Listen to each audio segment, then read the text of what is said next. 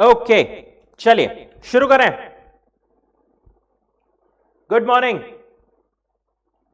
कैसे हैं सब? ऑनलाइन गाइस क्विकली कंफर्म कर देंगे आवाज, स्क्रीन, एवरीथिंग इज फाइन।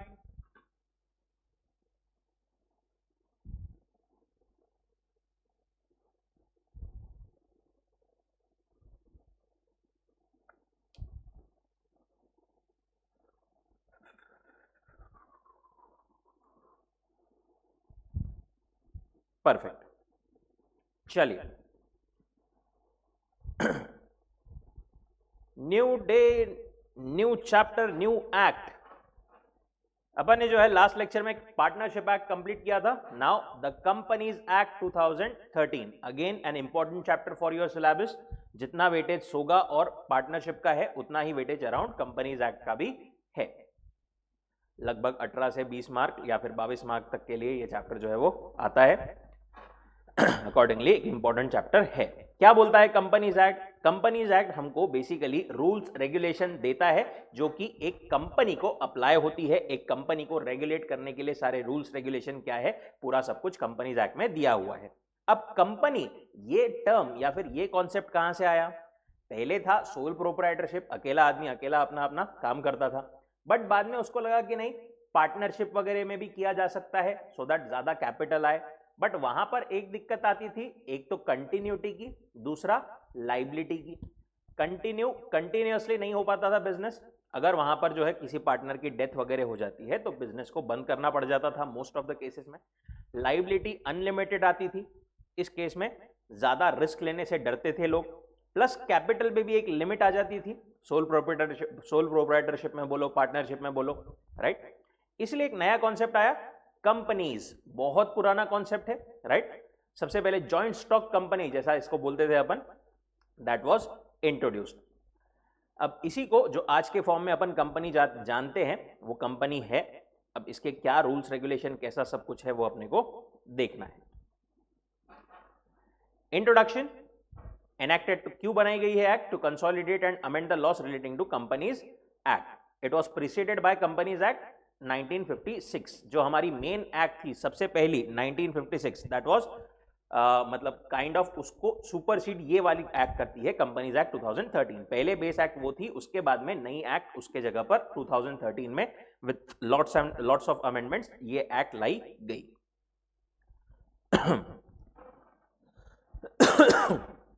क्यों चेंज किया गया? Because to facilitate expansion and growth, central government को लगा कि अभी जरूरत है बहुत सारे प्रोविजन, बहुत सारी चीजों में चेंजेस की, तो उन्होंने इसलिए उसको 1956 की जगह कंपनीज एक्ट 2013 लेकर के आया। कंपनीज एक्ट में 470 सेक्शंस और 7 शेड्यूल्स है। शेड्यूल क्या है? बेसिकली एक्ट्स के बारे में कुछ डिटेल्स, कुछ चीजें जो है शेड्यूल्स में दी रहती है। जैसे शेड्यूल 3 में हमारा profit and loss balance sheet, इन सब का फॉर्मेट दिया हुआ है। Divided into 29 chapters. A substantial part is the company's rules। देखो कंपनीज रूल्स, आप जब इंटर में जाओगे तो आपको कंपनीज रूल्स वगैरह ये भी काफी हद तक आएंगे। बेसिकली ये एक्ट जो है ना, कंपनीज एक्ट, ये it is a rule based legislation. मतलब क्या करना है वो कंपनीज एक्ट में बताया गया है, बट कैसे करना है ना, ये रूल्स के थ्रू बताया जाता है। ये एक्ट ने फर्स्ट टाइम लेजिस्लेट किया है role of whistle blower. Whistle blower कौन है? जो मतलब कंपनी के अंदर कोई फ्रॉड चल रहा है, कोई चीजें चल रही है, घर का भेदी जो अपन बोलते हैं ना, जो उस फ्रॉड को उजागर करता है, दुनिया वालों के सामने लाता है, that is a whistle blower. कि भाई ये कंपनी में देखो ऐसा ऐसा गलत हो रहा है, जो उसको पुट फोर्थ करता है, is a whistle blower. Ideally करना चाहिए, बट पहले उसको कोई प्रोटेक्शन नहीं दिया गया था, सो दैट लोग डरते थे वो चीज करने से। बट अभी जो है उसको लीगली प्रोटेक्शन दिया गया है ऐसे पर्सन को, सो दैट ज्यादा से ज्यादा सब चीजें फ्रॉड वगैरह की बाहर आए। एप्लीकेबिलिटी क्या है? किस किस को अप्लाई होता है companies act? Companies incorporated under this act और प्रीवियस कंपनी लॉ 2013 में या 1956 में बनी हुई सारी कंपनीज पर अप्लाई होता है। इंश्योरेंस कंपनीज पर अप्लाई होता है, right, except provisions are inconsistent with Insurance Act, IRDA Act 1999। Banking companies पर अप्लाई होता है एंड जनरेशन और सप्लाई ऑफ इलेक्ट्रिसिटी, ये वाली कंपनीज पर भी अप्लाई होता है। अब देखो ये इंश्योरेंस, बैंकिंग, जनरेशन और सप्लाई इलेक्ट्रिसिटी, इनकी अपनी अपनी भी एक्ट्स है। तो कंपनीज एक्ट बोलता है मेरी बात सुनो, बट अगर आपकी और मेरी एक्ट में कुछ कॉन्फ्लिक्ट है तो फिर उस केस में आप अपनी एक्ट की बात सुनो। इसके अलावा any other company govern by any special act for the time being in force, कोई स्पेशल एक्ट से कोई कंपनी गवर्न हो रही है तो वहां पर भी इन सो फार, अगेन ऊपर जैसा पॉइंट कि वो इनकंसिस्टेंट नहीं है उस एक्ट से, तब तक के लिए provisions can be applied. And such body corporate incorporated by any act for the time being in force as central government may specify, central government और कोई भी नोटिफाई कर सकती है कि इनको ये अप्लाई होगा। Meaning and its features, company का मतलब क्या होता है एंड फीचर्स क्या है। देखो अलग अलग लोगों ने डेफिनेशन दी है। चीफ जस्टिस मार्शल ने बोला है corporation is an artificial being, invisible, intangible, existing only in law. It possesses only those properties which the charter of its creation confers upon it। क्या बोलना है उनका कि एक आर्टिफिशियल पर्सन है, इंटेंजिबल है, लॉ ने जो उसको चीजें दी है या फिर उसको चार्टर में मतलब बेसिकली उसको जो चीजें करने का हक दिया है वही वो चीजें कर सकती है, जो राइट्स दिए हैं वही वो कर सकती है। प्रोफेसर हैनी ने अलग डेफिनेशन दी है, is an incorporated person, artificial person created by law, separate legal entity, perpetual succession, common seal. इन्होंने काइंड ऑफ जो है फीचर बेस्ड डेफिनेशन दी है। बट हमारी मेन कंपनीज एक्ट में देखे तो वो डेफिनेशन क्या बोलती है, act defines the company a bit differently. एकदम सिंपल सादी डेफिनेशन क्या, सेक्शन 220 में, company means a company incorporated under this act और एनी प्रीवियस कंपनी लॉ। जो कंपनी, ये कंपनी एक्ट में, इस एक्ट में बनी है या प्रीवियस कंपनी लॉ में बनी है, वो कंपनी है, as simple as that. Then features अगर अपन देखें तो अपने पास में 5 फीचर्स आते हैं। कौन से? Separate legal entity, perpetual succession, limited liability and artificial juridical person. एक और जो 5वां है कॉमन सील, वो exactly not very much mandatory, उस पर अपन बात करते हैं। सेपरेट लीगल एंटिटी क्या बोलते हैं कि कंपनी जो है वो क्या रहती है, एक सेपरेट लीगल एंटिटी रहती है, distinct from its members. Members अलग है, कंपनी अलग है। It is cloth with a legal personality, right, जो है इसका separate legal identity from the, obviously from the members, and इसकी खुद की बेसिकली एक आइडेंटिटी रहती है एक कंपनी की, राइट। उसको as a human being, as a personality एक सारे राइट्स दिए गए हैं, लीगल पर्सनैलिटी दी गई है। जैसा कि एक ह्यूमन बीइंग को राइट्स एंड पावर्स दिए जाते हैं वैसे उसको भी दिए गए हैं, डिस्टिंक्ट सेपरेट फ्रॉम मेंबर्स। एक कंपनी अपने नाम पर प्रॉपर्टी ओन कर सकती है, बैंक अकाउंट रख सकती है, लोन्स रेज कर सकती है, लाइबिलिटीज इनकर कर सकती है, कॉन्ट्रैक्ट्स में भी एंटर कर सकती है। डिफरेंट फ्रॉम सब्सक्राइबर्स, ये अपन ने देखा, personality is distinct separate from those who compose it, जो लोग मिलकर के बना रहे हैं कंपनी को उनसे अलग है company. Even members can contract with the company, members भी कॉन्ट्रैक्ट कर सकते हैं कंपनी के साथ में, राइट्स एक्वायर कर सकते हैं कंपनी के against. But for the debts, जो कंपनी की डेट्स है, क्या उसके लिए मतलब जो क्रेडिटर्स है वो क्या मेंबर से मांग सकते हैं क्या पैसे? नहीं, only its creditors can sue it and not its members. वो पढ़ने में ऐसा लगता है only its creditor can sue it and not its member, वो बोल यही रहेंगे क्रेडिटर्स कंपनी को ही स्यू कर सकते हैं, मेंबर्स को स्यू नहीं कर सकते।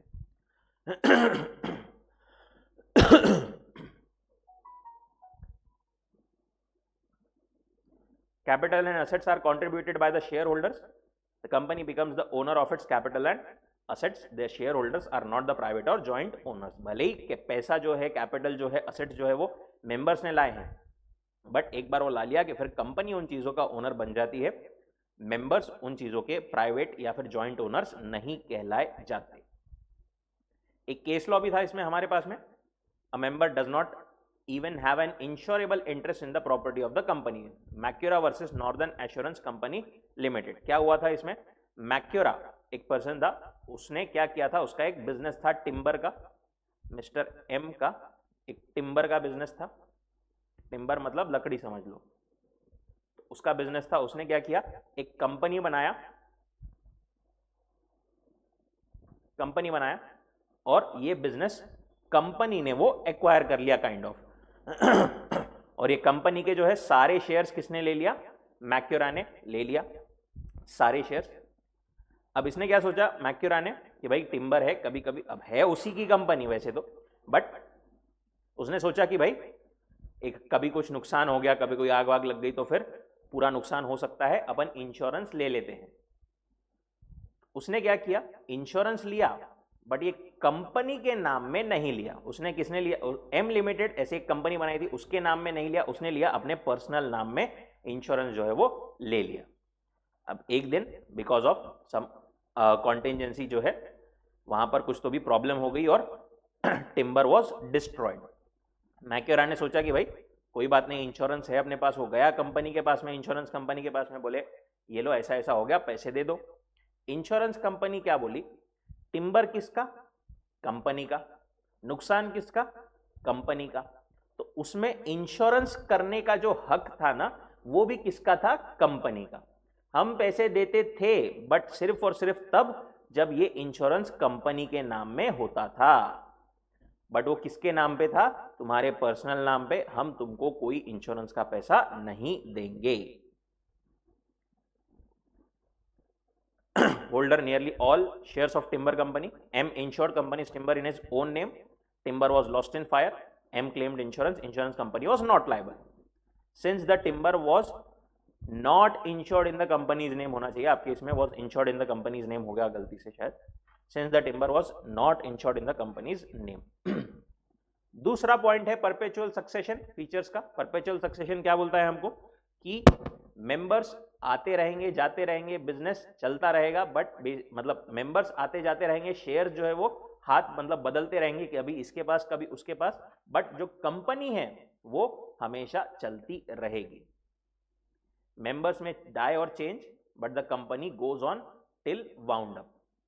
जैसा पार्टनरशिप में कभी पार्टनर्स की डेथ हो गई तो बिजनेस ही बंद करना पड़ता था, बट यहां पर वो चीज नहीं है। Perpetual succession, continuity in the succession is maintained in the company. Shares of a company may change hands infinitely, but it does not affect the existence of the company. क्योंकि कंपनी क्या है? एक आर्टिफिशियल पर्सन है, तो उसको मतलब natural process से जैसे ह्यूमन की लाइफ एंड होती है, वैसे कंपनी की लाइफ नेचुरल प्रोसेस से एंड नहीं हो सकती। लॉ ने क्रिएट किया है, लॉ ही उसकी लाइफ को एंड कर सकता है। Law alone can bring end to its life, not affected by death, insolvency of the members. Members आते जाते रहेंगे, किसी की डेथ हो गई, सारे मेंबर्स की भी हो गई तो भी नए मेंबर्स आ जाएंगे एंड इट विल कंटिन्यू। बहुत सारी कंपनीज 100 से ज्यादा सालों से इंडिया में है। एक और केस था जहां पर 7 मेंबर्स थे, सातों के सातों की डेथ हो गई एक एयरक्राफ्ट क्रैश में, बट वहां पर फिर भी कंपनी जो है कंटिन्यू रही। Third point is limited liability. Liability जो है वो क्या रहती है यहां पर मेंबर्स की? Generally limited, right, but to a certain extent it depends upon the kind of company. अब यहां पर 3 टाइप की कंपनी हमारे पास में कौन सी थी? पहली थी limited liability company, right. Limited liability company या फिर जनरली जो सारी कंपनीज होती है, जो मेजॉरिटी अपन बोल सकते हैं वो यही होती है, limited liability company. Debts do not become the debts of the share holder. Obviously जो कंपनी की डेट्स है वो शेयर होल्डर की डेट्स नहीं बनती है। यहां पर शेयर होल्डर कितना पेमेंट करने के लिए लायबल है? Only limited to the extent of nominal value of shares held by them. 10 रुपए का अगर उनका शेयर है तो 10 रुपए ही वो पे करने के लिए लायबल बाध्य है। कंपनी को लॉस हो गया, पर पर्सन लाइबिलिटी आ गई 40 रुपए, तो नहीं, वो 10 रुपए तक के लिए ही लायबल है, बाकी के 30 रुपए वो कंपनी जाने। In no case they can be asked to pay anything more than the unpaid value। अब 10 में से भी जो है 7 रुपए अगर पेड अप है, ऑलरेडी आपने पे कर दिए, तो आपकी ज्यादा से ज्यादा 3 रुपए और पे करने मंगाया जा सकता है। दूसरा होता है कंपनी लिमिटेड बाय गारंटी। यहां पर क्या? अगेन यहां पर मेंबर जो है एक गारंटी देते हैं कि भाई हम इतना अमाउंट जो है गारंटी करते हैं, हम इतने अमाउंट के लिए लायबल रहेंगे। अनलाइक शेयर्स, जैसा शेयर में एक स्पेसिफिक अमाउंट ऐसा था, यहां पर मेंबर्स खुद से बोलते हैं कि हम गारंटी करते हैं हम इतने अमाउंट के लिए लायबल रहेंगे। पर वो अमाउंट भी कब मंगाया जा सकता है? सिर्फ और सिर्फ on the winding up, that too only when company goes into liquidation. ठीक है। तीसरी चीज, if it is an unlimited company. Unlimited company एक तीसरा प्रकार आता है अपने पास में, नॉट वेरी कॉमन बट होती है कंपनीज जहां पर again as the name suggest liability क्या रहेगी? अनलिमिटेड रहेगी ऑफ द मेंबर्स। इस पे और नीचे अपन एक बार बात करेंगे डिटेल में। अगेन यहां पर शेयर कैपिटल भी हो सकता है, बट अनलिमिटेड लाइबिलिटी जो आएगी वो कब आएगी? सिर्फ लिक्विडेशन के टाइम पर आएगी। आर्टिफिशियल लीगल पर्सन है एक कंपनी जो है वो। आर्टिफिशियल क्यों बोल रहे हैं? क्योंकि it is created by process other than natural birth, created by law, right. उसको लॉ ने एज ए पर्सन बनाया है और पर्सन के सारे राइट्स जो है वो दिए हैं। लीगल क्यों? बिकॉज लॉ ने बनाया। और पर्सन क्यों? क्योंकि पर्सन के जैसा उसको सारे राइट्स दिए हैं। तो artificial legal person separate legal entity है, वो प्रॉपर्टी रख सकती है अपने नाम में, बैंकिंग अकाउंट रख सकती है, लोन्स रेज कर सकती है, लाइबिलिटीज, इंटर इंटो कॉन्ट्रैक्ट सब कुछ कर सकती है। मेंबर जो है वो भी कंपनी के साथ में कॉन्ट्रैक्ट कर सकते हैं, राइट। कंपनी के अगेंस्ट लाइबिलिटी इनकर कर सकते हैं, एक्वायर राइट और इनकर लाइबिलिटी टू इट। देखो कंपनी सब कुछ कर सकती है जो एक नेचुरल पर्सन कर सकता है, except for the biological differences. जैसे किसी कंपनी को अपन जेल में नहीं भेज सकते, obviously.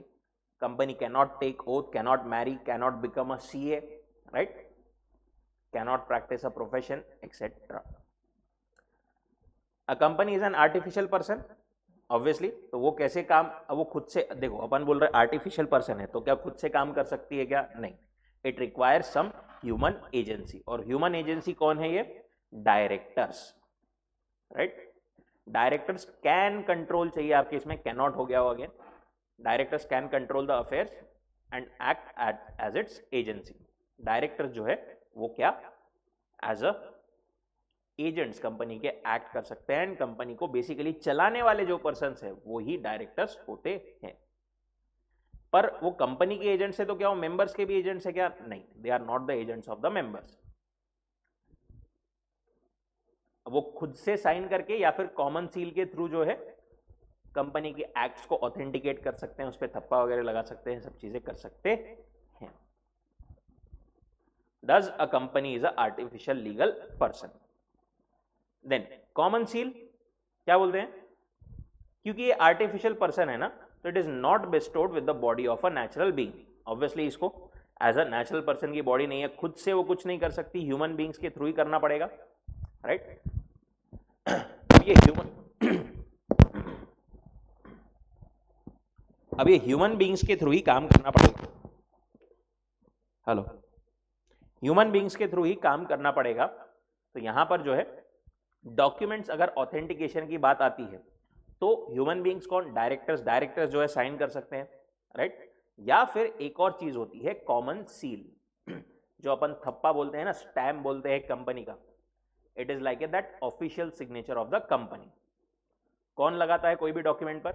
Affix by the officers and employees. वो लगा दिया थप्पा, इसका मतलब कंपनी ने ऑथेंटिकेट कर दिया है। It is also use the symbol of its incorporation. पहले जो था ना ये कॉमन सील रखना मैंडेटरी था, बट इसको बाद में अमेंडमेंट करके 2015 में निकाल दिया गया। अब जो है वो ऑप्शनल है। क्यों निकाल दिया गया? क्योंकि इसको मतलब थोड़ा पुरातन काल का या फिर ओल्ड टाइम्स का या फिर पुरानी चीज ऐसा थोड़ा समझा जाता था या फिर समझा जाता है, इसीलिए निकाल दिया गया है। ऑल्सो साथ में अब कॉमन सील निकाल दिया तो फिर अब ऑथोराइजेशन वगैरह कैसे होगा? Section 9 provide alternative mode of authorisation. Common seal is seen as relic of medieval times. क्या बोलते हैं वो? डॉक्यूमेंट्स जो कि ऑथेंटिकेट करने जरूरी है। अगर आपके पास में कॉमन सील है तो उससे तो कर दो, अगर कॉमन सील नहीं है तो कॉमन सील लगाने की कोई मैंडेटरी रिक्वायरमेंट नहीं है। आप क्या कर सकते हो? In case a company does not have a common seal, authorisation shall be made by 2 directors. कितने लोग करेंगे? 2 डायरेक्टर ने ऑथेंटिकेट करना जरूरी है। और अच्छा, अगर आपके कंपनी में कंपनी सेक्रेटरी अपॉइंटेड है तो फिर वो कंपनी सेक्रेटरी ने तो करना ही पड़ेगा, प्लस 1 डायरेक्टर। कंपनी सेक्रेटरी है तब 2 डायरेक्टर ने कर दिया तो चलेगा क्या? नहीं। अगर कंपनी सेक्रेटरी है तो कंपनी सेक्रेटरी ने तो करना ही चाहिए, प्लस एटलीस्ट 1 डायरेक्टर, और by director and company secretary where the company has appointed company secretary.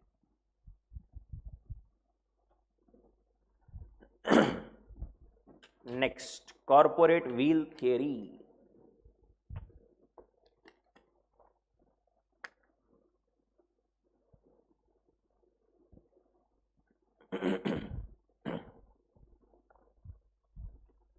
Corporate veil theory अपने को क्या बोलती है?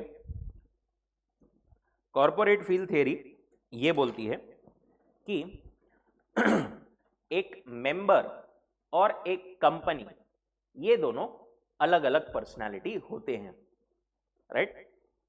कंपनी एंड इट्स मेंबर्स, इनके बीच में नहीं क्या, एक पर्दा होता है, एक क्या होता है, व्हील या फिर पर्दा होता है जो कि सेपरेट करता है एक कंपनी को from its members, right? Members in the eyes of law are अलग, कंपनी अलग।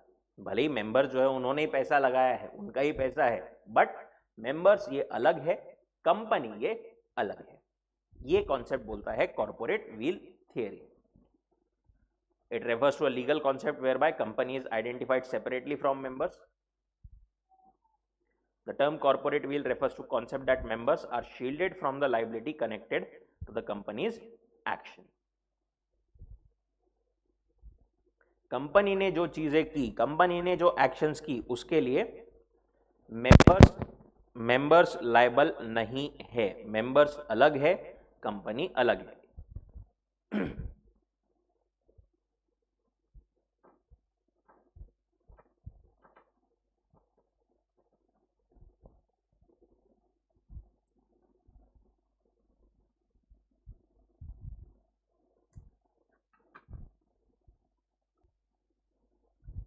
हाँ,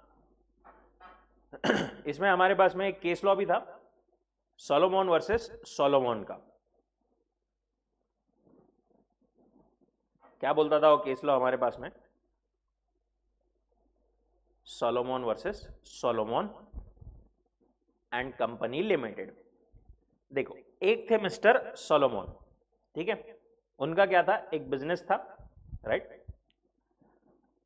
मिस्टर सोलोमन ये एक पर्सन थे, and Solomon and company limited ये एक उन्होंने जो है कंपनी बना ली।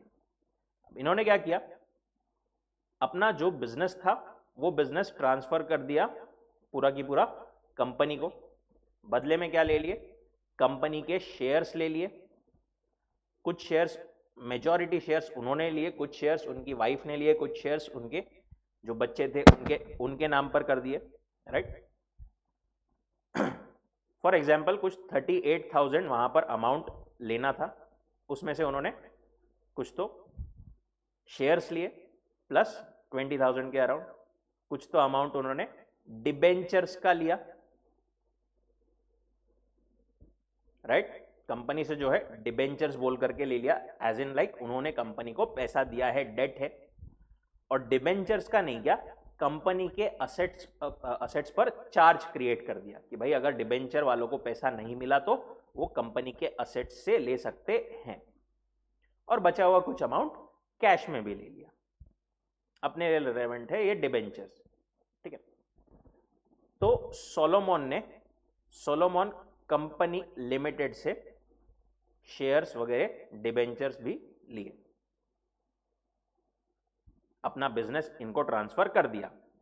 अब थोड़े टाइम बाद because of some trade depression company बंद होने के कगार पर आ गई।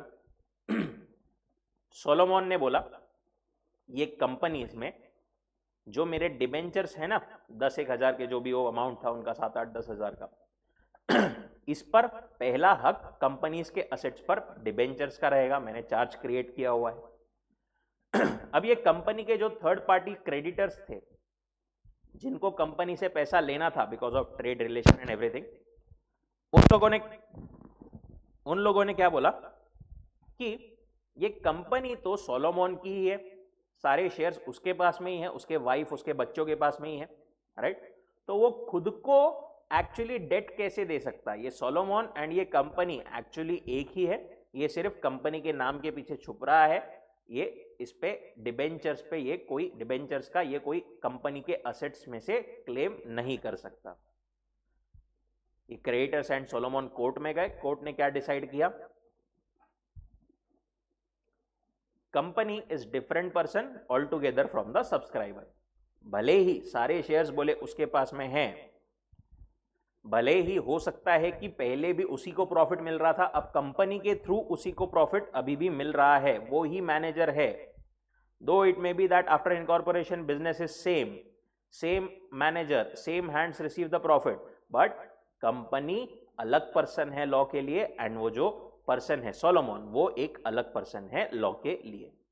Company is not in law agent of the subscriber, nor are the subscribers as a members liable for in any shape or form except to the extent in the manner provided by the act.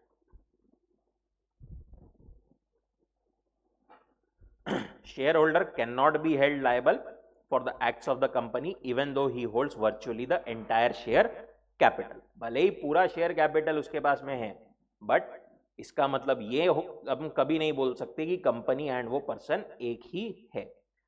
वो person company के acts के लिए liable नहीं रहेगा. और यहां पर accordingly decide हुआ कि सोलोमन जो है वो असेट्स पर चार्ज उसका वैलिड है, वो असेट्स में से अपने डिबेंचर्स के पैसे क्लेम कर सकता है. लैंडमार्क केस था बहुत इंपॉर्टेंट. नाउ ये जो कॉर्पोरेट व्हील का कॉन्सेप्ट है, इसके अब ये कॉन्सेप्ट तो अच्छा है, बट ये कॉन्सेप्ट के पीछे छुप करके बेसिकली बहुत लोग इसका फायदा उठा करके गलत काम भी कर सकते हैं. इसीलिए एक और कॉन्सेप्ट लाया गया, लिफ्टिंग और पियर्सिंग और rending of corporate veil. Whether this veil और corporate personality can ever be lifted और pierced. The phrase lifting of veil मतलब क्या? It means looking behind the company as a legal person. पहले तो अपन ये देखें कि लिफ्टिंग ऑफ व्हील या पियर्सिंग ऑफ व्हील या रेंडिंग ऑफ व्हील किसको बोलते हैं. अपन ने बोला कंपनी और मेंबर्स के बीच में पर्दा है, बट कभी कभी लॉ क्या बोलता है, हम इस पर्दे को डिसरिगार्ड करेंगे, हम इसको पियर्स कर देंगे, हम इसको रेंड कर देंगे, हम इसको जो है फाड़ करके चीर करके जो है एक्चुअल इसके पीछे कौन है, एक्चुअल उसके पीछे कौन है उसी को लायबल ठहराएंगे और कंपनी और उस पर्सन को एक ही मानेंगे.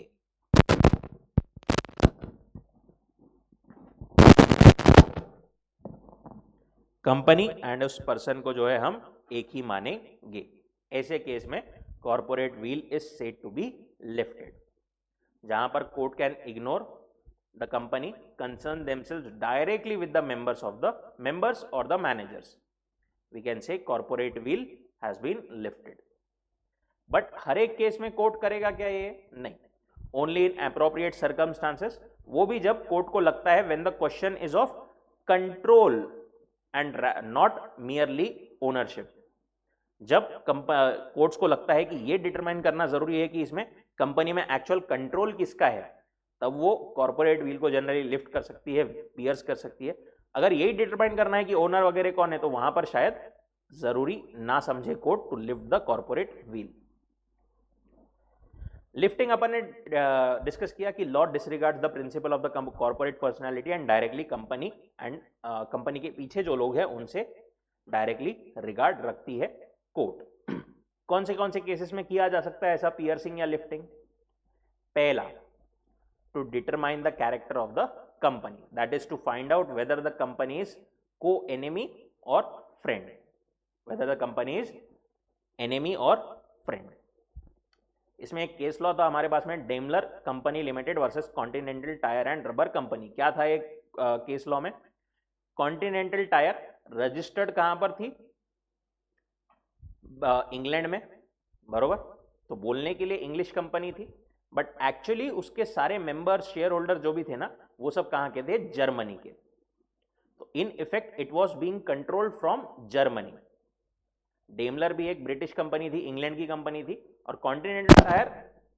कॉन्टिनेंटल टायर रजिस्टर्ड इंग्लैंड में थी, बट उसका जो है कंट्रोल एक्चुअली कहां था? जर्मनी में था. और उस टाइम पर जर्मनी और इंग्लैंड का क्या चल रहा था? वॉर चल रहा था, राइट. वैसे तो देखो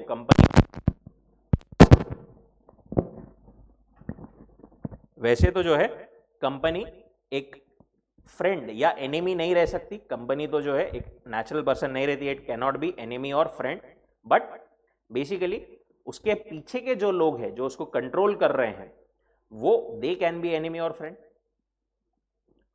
अब देखो क्या बोला यहां पर कोर्ट ने कि अगर public interest is not likely to be in jeopardy, court में not willing to crack the corporate shell. अगर बात पब्लिक इंटरेस्ट की नहीं रहती थी यहां पर, तो हम ये व्हील लिफ्ट नहीं करते थे। बट यहां पर क्या जरूरी था कि जो एक्चुअली कंट्रोल था वो कहां था, जर्मनी में, राइट। और हम लोग क्या कोई एनिमी कंट्री के साथ में वॉर के टाइम पर ट्रेडिंग करना, क्या ये सही बात है? बिल्कुल भी नहीं, वो तो देशद्रोह जैसा ही है।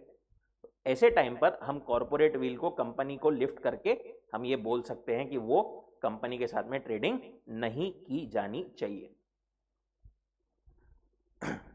कोर्ट में गया था मैटर डेमलर एंड कॉन्टिनेंटल का। कॉन्टिनेंटल टायर कंपनी ने क्या बोला कि बीच में क्या है, पर्दा है, हम अलग है, कंपनी अलग है। कंपनी तो इंग्लैंड में रजिस्टर्ड है, बट क्या डिसाइड हुआ कि नहीं, एक्चुअल कंट्रोल जर्मनी में है, तो वो कंपनी जो है जर्मन कंपनी मानी जाएगी। डेमलर ने बोला हम पैसे नहीं देंगे तुमको, अगर हमने तुमको पैसे दे दिए तो इट विल बी लाइक देशद्रोह। Company can not be friend और फो, however it can be characterized as an enemy company if its affairs are under the control of people of an enemy country. Court ऐसे इसमें determine कर सकता है character of persons who are really at the helm of affairs. दूसरा, to protect revenue और tax. Basically government के revenue को, government के टैक्स को बचाने के लिए भी कंपनी की व्हील जो है वो लिफ्ट की जा सकती है। in the matters concerning the laws of taxes, duties, stamps, particularly where question is of controlling interest। अगर सिर्फ कंपनी बना करके लोग जो है अपनी टैक्स लाइबिलिटी कम कर रहे हैं या फिर स्टेट को, गवर्नमेंट को कुछ तो भी धोखा दे रहे हैं, तो उस केस में कंपनी को डिसरिगार्ड करके एक्चुअल पर्सन को देखा जा सकता है।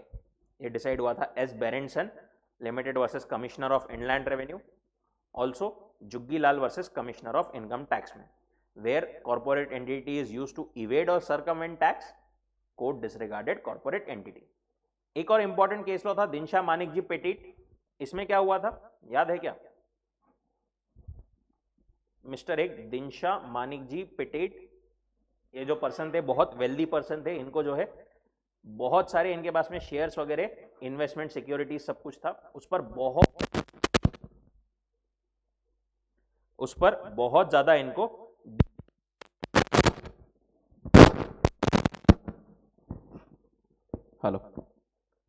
उस पर जो है इनको बहुत ज्यादा डिविडेंड वगैरह मिलता था, राइट। इन्होंने, अब वो डिविडेंड पर इनको टैक्स भी बहुत ज्यादा लगता था, तो इन्होंने क्या किया, 4 कंपनीज बनाई और वो 4 कंपनीज के नाम पर अपनी सिक्योरिटीज, शेयर्स, इन्वेस्टमेंट ट्रांसफर कर दिए, ABCD। अब जो डिविडेंड वगैरह इनको आता था वो कहां जाता था, अब ये चारों में कंपनीज में बढ़ जाता था वो, और लाइबिलिटी जो है वो कम हो जाती थी बहुत ज्यादा टैक्स की। अब ये इनके पास में, मिस्टर दिनशा मानिक जी पेटिट के पास में पैसा कैसे आएगा फिर? वो यहां से ये जो कंपनीज थी वो उनको लोन बोल करके वो पैसा दे देती थी। ऐसा उन्होंने पूरा दिमाग लगाया था। यहां पर जब कोर्ट में केस गया तो कोर्ट ने क्या बोला, ये जो कंपनीज है वो क्या है, मियर फ्रॉड है। ये जो पर्सन थे दिनशा मानिक जी पेटिट, इन्होंने बोला कि बीच में पर्दा है, कंपनी अलग है, मैं अलग हूं, बट कोर्ट ने बोला नहीं, ऐसा नहीं है, ये चारों भी और तुम are one and the same, tax की लाइबिलिटी तुम्हारे ऊपर आएगी।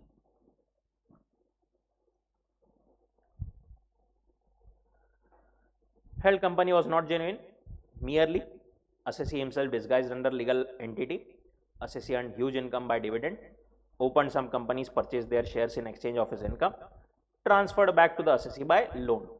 Court decided private companies were mere sham and corporate wheel was lifted. तीसरा, to avoid legal obligation, जहां पर कंपनी का मेन पर्पस क्या होता है, to avoid any legal obligation. Company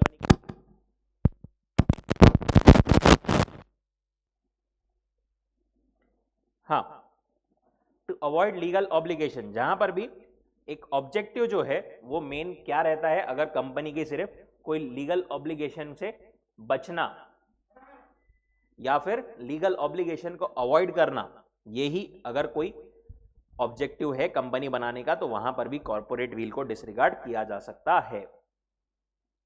soul purpose was to use it as a device to reduce amount to be paid to bonus to workman. ये जो case law था, workman employed in the Associated Rubber Industries Limited Bhavnagar versus Associated Rubber Industries at Bhavnagar Limited, इस पे क्या था, एक company के पास में क्या थी, शेयर्स थे बहुत सारे बी के, ए कंपनी के पास में, ए लिमिटेड के पास में बी लिमिटेड के बहुत सारे शेयर्स थे।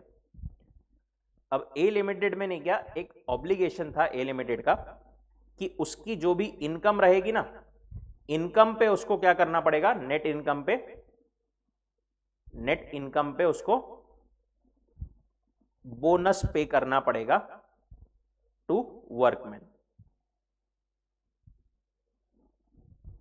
नेट इनकम पे उसको क्या करना पड़ेगा, बोनस पे करना पड़ेगा। फॉर एग्जाम्पल नेट में यहां पर इनकम जो है ए लिमिटेड की 10 लाख है, तो 10 लाख पे करना पड़ेगा पेमेंट, राइट। अब ये बी लिमिटेड से नहीं, क्या जो इनका ए लिमिटेड के शेयर्स बी लिमिटेड में, मतलब ए लिमिटेड ने इन्वेस्टमेंट करके रखा था, तो यहां से डिविडेंड की इनकम भी आती थी, वो इस इनकम को और बढ़ाती थी, फॉर एग्जाम्पल 15 लाख कर देती थी। अब एडिशनल 5 लाख पे भी इनको बोनस पे करना पड़ेगा, सम परसेंटेज में भी 10% अगर अपन बोले तो 50,000 एडिशनल पे करना पड़ेगा, राइट। तो यहां पर कंपनी ने, ए लिमिटेड ने क्या सोचा, क्या दिमाग लगाया कि अपन एक कंपनी बनाते हैं दूसरी एक और, सी लिमिटेड, और जो ये शेयर्स है अपने बी लिमिटेड के नाम में वो उसके नाम पर ट्रांसफर कर देते हैं। अब जो इनकम यहां पर आ रही थी अल्टीमेटली, वो इनकम कहां जाएगी, यहां पर जाएगी, राइट, सी लिमिटेड के इसमें। ए लिमिटेड की जो लाइबिलिटी थी वो कम हो जाएगी, प्रॉफिट कम हो जाएगा, तो बोनस भी कम पे करना पड़ेगा। बट सी लिमिटेड काय के लिए बनाई गई थी, सिर्फ और सिर्फ ये लाइबिलिटी कम करने के लिए, उसके अलावा सी लिमिटेड का कोई बिजनेस नहीं था, कोई ट्रांजैक्शन वगैरह कुछ ज्यादा नहीं था। यहां पर कोर्ट ने क्या बोला, ये पूरा केस लॉ यहां पर एक्सप्लेन किया है उन्होंने। Supreme Court brushed aside the separate existence of the new company, no assets, no business और income except for receiving dividends. There was no purpose except to reduce gross profit of the principal company and hence it was disregarded. Fourth point, formation of subsidiary to act as agent. क्या बोलते हैं, कभी कभी क्या होता है, company बनाई जाती है सिर्फ एज अ एजेंट, मतलब यहां पर जो केस लॉ था ना अपना, merchandise transport limited versus British transport commission, वहां पर क्या हुआ था, एक कंपनी को लाइसेंस लेना था कुछ तो भी ट्रांसपोर्टेशन का, बट वो उसको उसके नाम पर नहीं मिल रहा था, तो उसने क्या करा, एक कंपनी बनाई बी लिमिटेड, बी लिमिटेड के नाम पर अपने सारे व्हीकल्स ट्रांसफर कर दिए और बी लिमिटेड के नाम से लाइसेंस के लिए एप्लीकेशन किया। एप्लीकेशन अथॉरिटी ने क्या बोला, ऐसा नहीं चलेगा, एक्चुअली ये बी लिमिटेड कौन है, तुम ही हो, राइट, और इसीलिए तुमको जो है हम इसको भी जो लाइसेंस जो है वो नहीं देंगे, ये बी जो है वो मियरली तुम्हारा क्या है, एजेंट बोल करके काम कर रहा है। कंपनी में sometimes be regarded as an agent और trustee of its members, therefore be deemed to have lost its individuality, here the principal will be held liable for the acts of that company.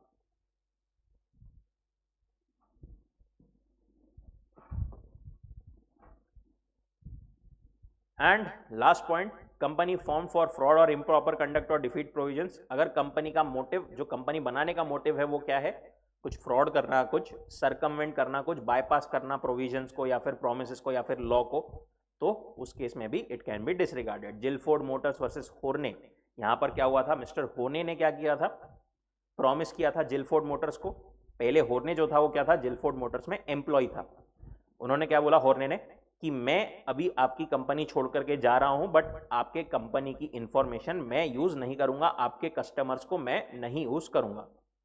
But होर्ने ने एक company बना ली H limited, और वहां से जो है यहां के जिलफोर्ड के कस्टमर्स को अट्रैक्ट करता था।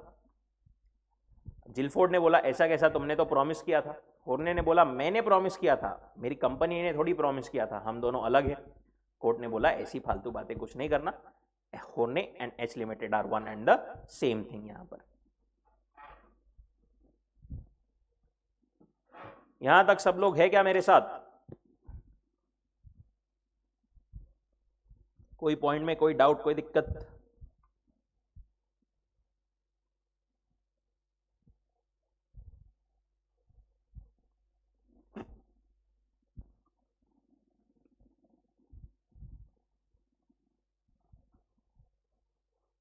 ओके,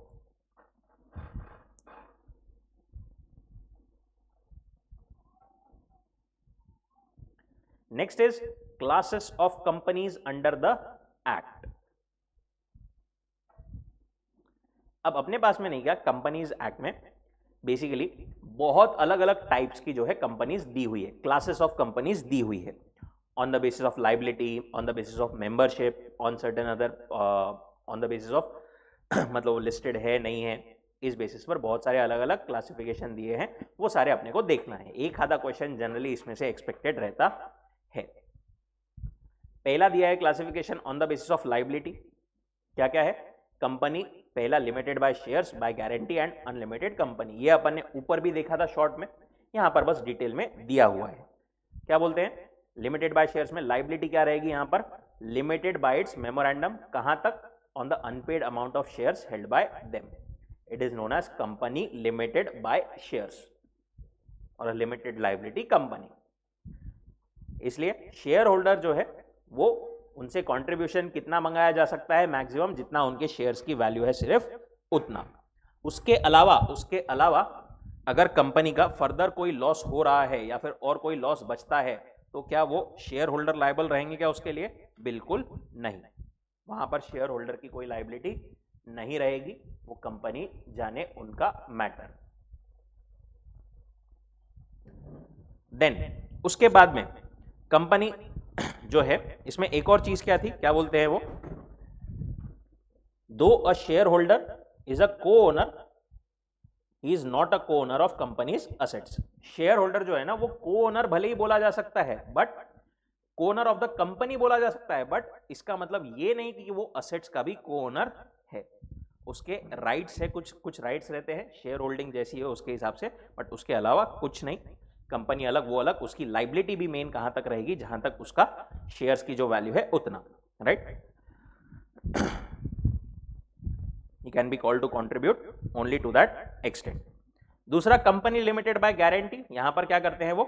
मेंबर जो है एक अमाउंट गारंटी करते हैं, limited by the memorandum to such amount members may respectively undertake to contribute to the assets in the event of its being wound up. मतलब यहां पर जो वो बोल रहे हैं वो क्या बोलते हैं कि आप एक अमाउंट गारंटी कर रहे हो, सिर्फ उतने अमाउंट के लिए ही लाइबिलिटी रहेगी, बट वो अमाउंट भी कब मंगाया जा सकता है? सिर्फ और सिर्फ वाइंडिंग अप के केस में। जैसे लिमिटेड बाय शेयर्स में क्या होता है, कभी भी आप मंगा सकते हो ड्यूरिंग लाइफ टाइम, बट ये गारंटी के केस में आप जो अमाउंट है वो कब मंगा सकते हो? सिर्फ at the time of winding up. यहां पर भी लाइबिलिटी वैसे तो लिमिटेड रहेगी, but it would be limited by the amount guaranteed up to the stipulated sum mentioned. अब फिर गारंटी और लिमिटेड लाइबिलिटी, उन दोनों में सिमिलैरिटी या कॉमनैलिटी क्या है? लीगल पर्सनैलिटी है दोनों, लिमिटेड लाइबिलिटी है दोनों, right? In the latter case, that is in case of company having share capital, it is limited by the amount remaining unpaid, बरोबर? इतना एक डिफरेंस है। बट इसके अलावा और डिफरेंस क्या है? देखो, एक और चीज छोटी सी ये बोलते हैं कि both of them have to state in their memorandum that members liability is limited. Memorandum में आपको लिखना पड़ेगा कि लाइबिलिटी जो है मेंबर्स की क्या है? लिमिटेड है। डिस्टिंक्शन की बात करें तो डिस्टिंक्शन क्या आता है हमारे पास में? उसका मेन कि जैसा अपन ने ऊपर बोला, शेयर्स जो बाय लिमिटेड बाय शेयर्स जो है जो कंपनी, वो उसमें पैसा कब मंगाया जा सकता है? कभी भी ड्यूरिंग द लाइफ टाइम मंगाया जा सकता है, बट गारंटी कंपनी में सिर्फ और सिर्फ कब? जब वाइंडिंग अप हो रहा है तब ही उनसे पैसा मंगाया जा सकता है, only after commencement of winding up.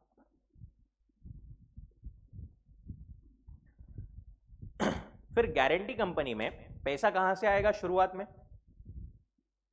Normally company में तो शेयर कैपिटल वगैरह इसमें शुरुआत में पैसा मंगाया जा सकता है, बट गारंटी कंपनी में शुरुआत में पैसा कहां से आएगा?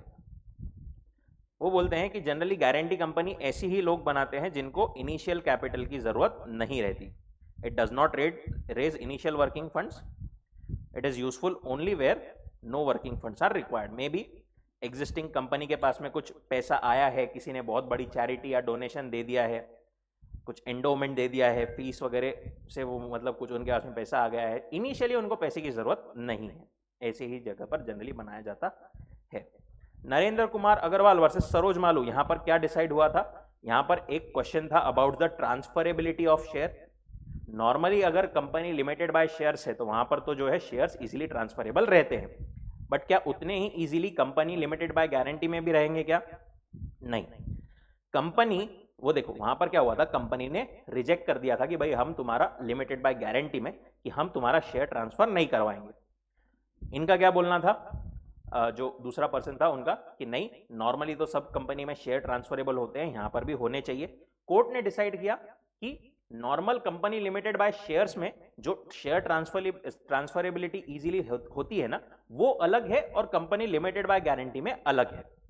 यहां पर लिमिटेड बाय गारंटी में थोड़ा सा काइंड ऑफ भरोसे का एलिमेंट आ जाता है, राइट. यहां पर जो है कंपनी ने आपसे गारंटी ली है आपके भरोसे पर, तो इतने इजीली आपको ट्रांसफर अलाउ नहीं भी करे तो भी चलेगा. यहां पर कंपनी मना कर सकती है, थोड़े रिस्ट्रिक्शंस डाल सकती है on the transferability. Right of company to refuse to accept the transfer is on a different footing than the company limited by shares. Membership may carry privileges different from ordinary shareholders. यहां पर जो है थोड़े privileges, rights वगैरह अलग हो सकते हैं, and it is completely fine. तीसरी थी company limited, unlimited company, sorry. यहां पर क्या था, no limit on the liability of its members. कोई लाइबिलिटी पे लिमिट नहीं है, अनलिमिटेड सबकी लाइबिलिटी मेंबर्स की रहेगी. ये लाइबिलिटी खत्म कब होगी? When that person ceases to be a member. अगर उसकी मेंबरशिप खत्म हो गई तो उसकी लाइबिलिटी भी खत्म होगी, अदरवाइज उसकी लाइबिलिटी अनलिमिटेड रहेगी. Now the liability extends to the whole amount of the company's debts and liabilities, but he will be entitled to claim contribution from the others. Obviously किसी भी पर्सन की unlimited रहेगी, but वो बाकी सारे लोगों से भी कंट्रीब्यूशन क्लेम कर सकता है. आर्टिकल्स में मेंशन करना जरूरी है कि अमाउंट ऑफ कितनी, एक तो अमाउंट कितना है, दूसरा मेमोरेंडम में मतलब वो सब चीजें तो होती है, बट साथ ही में आपको अगर आपका शेयर कैपिटल भी है तो आपने क्या करना है, must state the amount of share capital and amount of each share. Share capital कहां से आया यहां पर? अरे ये अनलिमिटेड कंपनी है, अनलिमिटेड पैसा मंगाया जा सकता है, बट यहां पर भी शेयर कैपिटल तो रह ही सकता है ना एक अलग, right. So long as the company is going concern, liability on the shares is the only liability which can be enforced. मतलब यहां पर शेयर कैपिटल वाले भी शेयर्स रहेंगे सर और अनलिमिटेड लाइबिलिटी भी रहेगी? यस, बिल्कुल. यहां पर अब एक्सेप्शंस इसके हो सकते हैं, बट नॉर्मली ऐसा रह सकता है. अगर शेयर कैपिटल है तो जब तक लाइफ चल रही है, मतलब कंपनी चल रही है, तब तक के लिए सिर्फ शेयर कैपिटल की जो लाइबिलिटी है up to the unpaid amount on the shares वो मंगाई जा सकती है. Only at the time of winding up members की लाइबिलिटी अनलिमिटेड होगी. वहां पर भी क्रेडिटर्स कैन इंस्टीट्यूट और begin the proceedings for winding up, and then official liquidator may call members for their contribution which can be unlimited. दूसरा है on the basis of membership. Classification जो दिया हुआ है, 1 पर्सन कंपनी, इसमें सबसे पहला क्लासिफिकेशन क्या है, 1 पर्सन कंपनी. 1 पर्सन कंपनी क्या बोलता है, as the name suggest, incorporated by a single person, right. Only 1 person as its members, और मेंबर क्या है इसका, सिर्फ only 1 person is it member. काय के लिए बनाई गई है ये, सो दैट जो बेसिक लेवल पर सब लोग एंटरप्रेन्योरशिप वगैरह रहते हैं या फिर बेसिक एंटरप्रेन्योर रहते हैं, उनका भी कॉर्पोरेटाइजेशन हो सके, थोड़ा सा वो कॉर्पोरेट सेटअप में, कॉर्पोरेट स्ट्रीम में आ सके, इसके लिए. पर सोल प्रोप्राइटरशिप जो नॉर्मली होती है उससे ऑब्वियसली अलग है ये, क्योंकि यहां पर ओपीसी में जो कंपनी है उसकी क्या रहेगी, सेपरेट लीगल आइडेंटिटी रहेगी. लाइबिलिटी भी क्या रहेगी, लिमिटेड रहेगी. नॉर्मली सोल प्रोप्राइटरशिप में जो एक दुकानदार, कोई एक आदमी है तो ऑब्वियसली वो दुकान की लाइबिलिटी मतलब उसकी खुद की लाइबिलिटी पूरी रहती है, अनलिमिटेड रहती है, बट यहां पर ऐसा नहीं रहता है। प्लस नॉर्मली कंपनीज को बहुत ज्यादा रिक्वायरमेंट्स होती है तो of what we can say compliances and everything, but यहां पर जो है उसको उसमें भी एग्जेम्पशन या फिर छूट जो है वो दी गई है प्रोसीजरल रिक्वायरमेंट्स एंड कंप्लायंसेस में। सेक्शन 3(1)(c) क्या बोलता है? OPC is a private limited company with minimum paid up share capital as may be prescribed and having 1 member.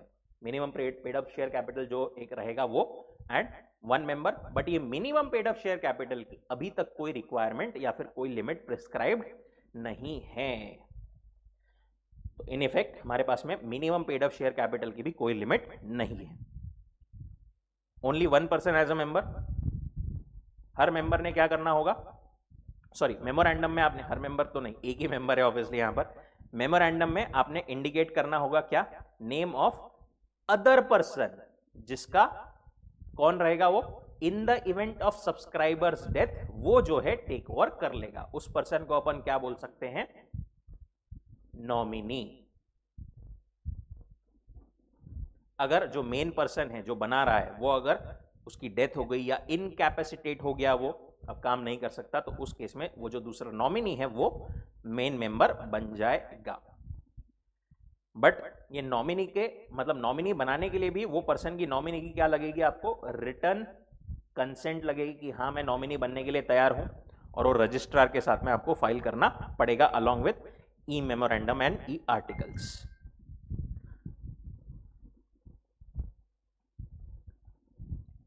Then ये जो पर्सन है नॉमिनी है, इसने कंसेंट दी है, वो अपनी कंसेंट विड्रॉ भी कर सकता है। He may be given a right to withdraw the consent. Also member may at any time change such other person. Nominee को चेंज भी किया जा सकता है। कैसे करेंगे वो?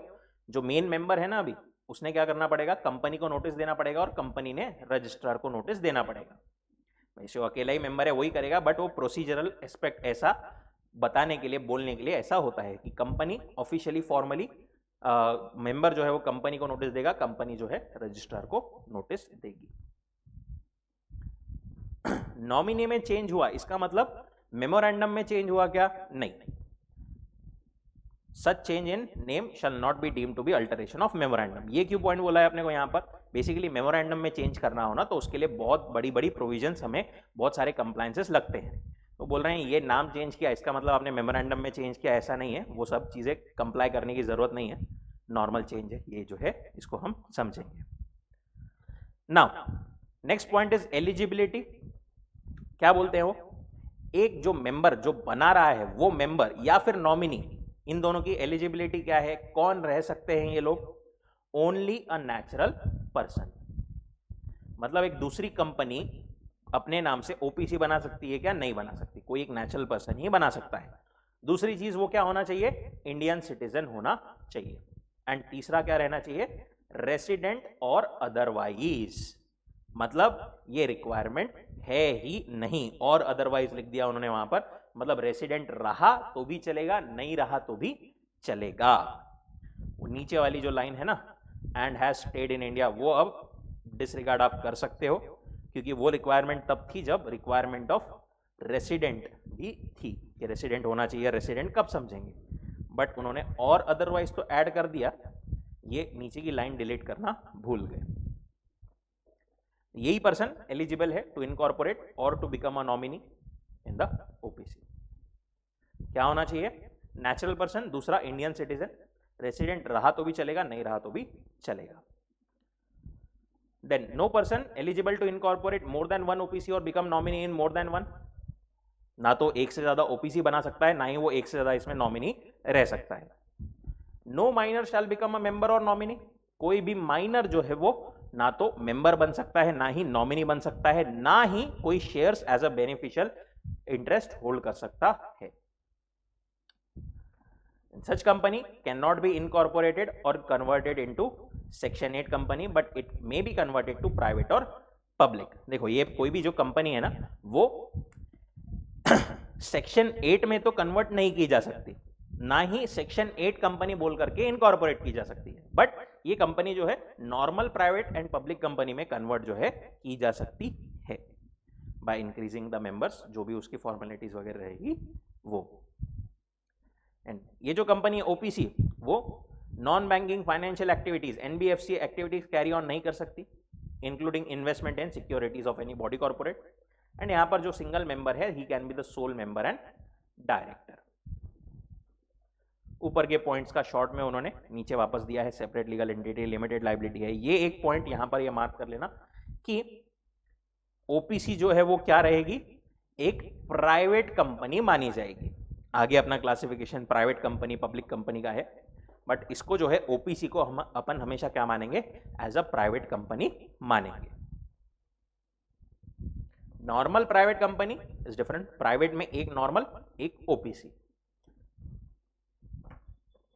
ओपीसी में सिंगल मेंबर रह सकता है, सिंगल मेंबर ही रहेगा, बट नॉर्मल प्राइवेट में there is requirement of minimum 2 maximum 200 members. उस पर अपन आते हैं नेक्स्ट पॉइंट में। ब्रेक लें एक छोटा सा।